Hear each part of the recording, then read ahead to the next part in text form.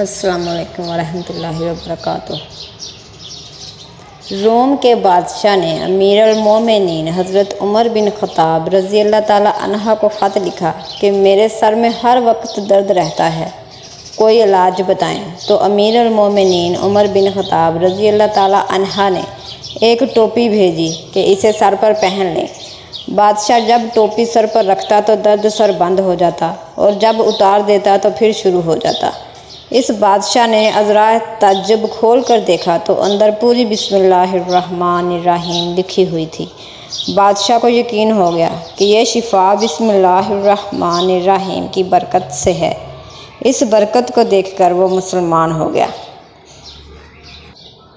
एक और वाक़या है कि फ़िरऔन ने खुदाई दावा करने से पहले एक मकान बनाया था और इसके बैरूनी दरवाज़े पर बिस्मिल्लाहिर्रहमानिर्रहीम लिखी थी। जब इसने खुदाई दावा किया और हज़रत मूसा अलैहिस्सलाम ने इसके हक़ में बददुआ की, या इलाही तूने इस खबीस को किस लिए मोहलत दे रखी है। वही आई, ए मूसा अलैहिस्सलाम, ये है तो इस काबिल के इसे हलाक कर दिया जाए, लेकिन इसके दरवाज़े पर बिस्मिल्लाहिर्रहमानिर्रहीम लिखी हुई है, जिसकी वजह से वो अज़ाब से बचा हुआ है। इसी वजह से फ़िरऔन के घर में इज़ाब इलाही नहीं।